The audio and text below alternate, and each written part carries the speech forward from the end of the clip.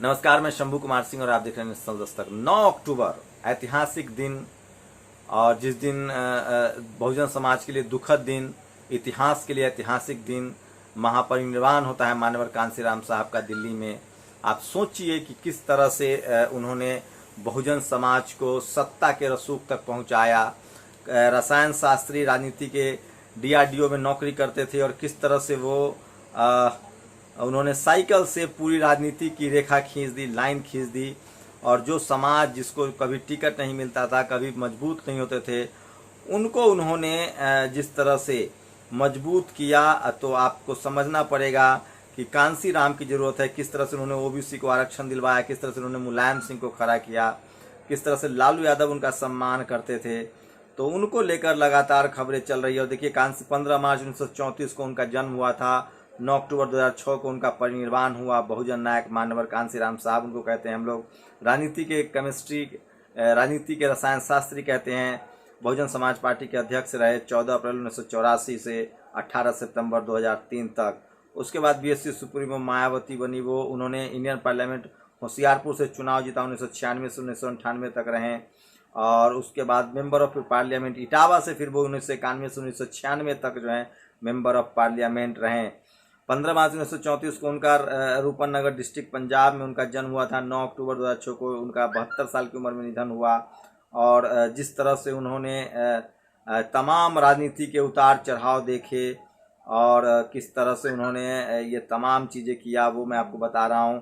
कांसीराम जी साहब ने डीआरडीओ में नौकरी की और वहाँ से उन्होंने एनालिसिस ऑफ कास्ट पढ़ने के बाद उनकी सोचने का तरीका बदला, उन्होंने पार्टी बनाई।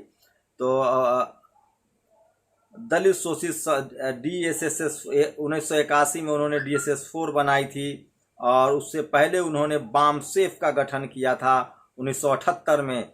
और उसके बाद सोचिए कि आज से भी ज़्यादा ताकतवर राजीव गांधी थे, जिन्होंने 400 सीटें जीती थी इंदिरा की लहर में।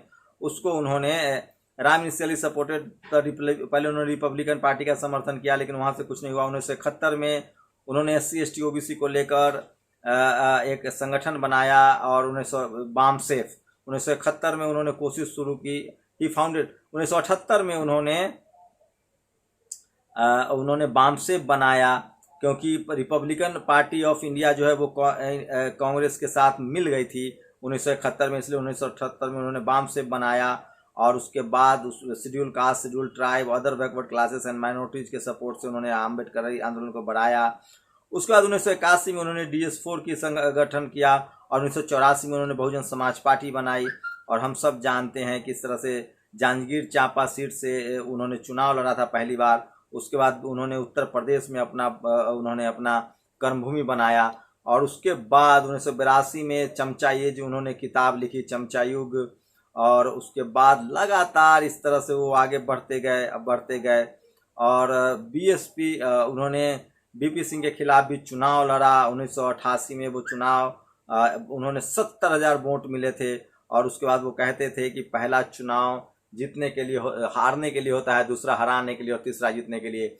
एक से एक राजनीति में उन्होंने नारा दिए, जिसकी जितनी संख्या भारी उसकी उतनी हिस्सेदारी।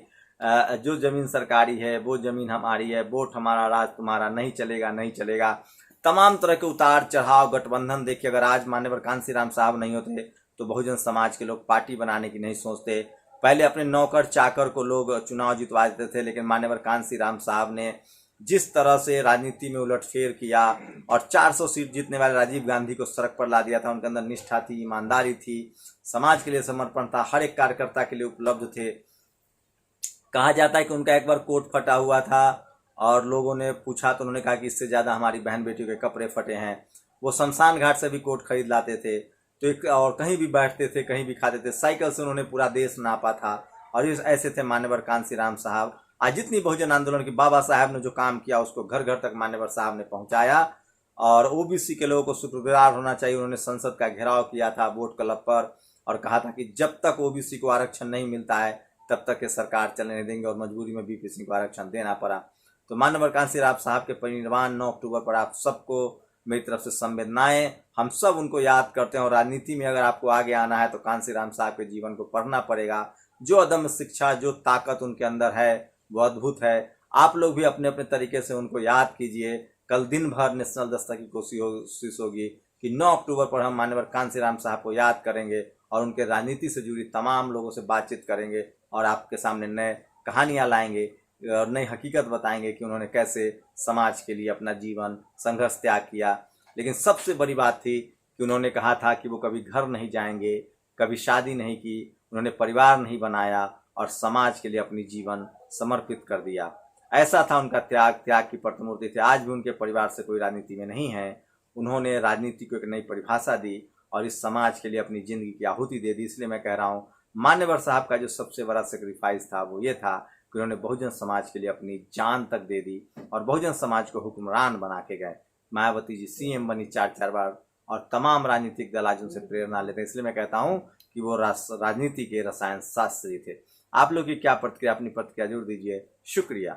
नेशनल दस्तक की आपसे गुजारिश है कि अगर इसको बचाना चाहते हैं तो नेशनल दस्तक को सब्सक्राइब करने के लिए रेड कलर के सब्सक्राइब बटन को दबाएं, फिर बेल आइकन की घंटी दबाएं। नेशनल दस्तक को बचाने के लिए बहुत जरूरी है कि हर खबर को शेयर करें, लाइक करें, कमेंट जरूर करें।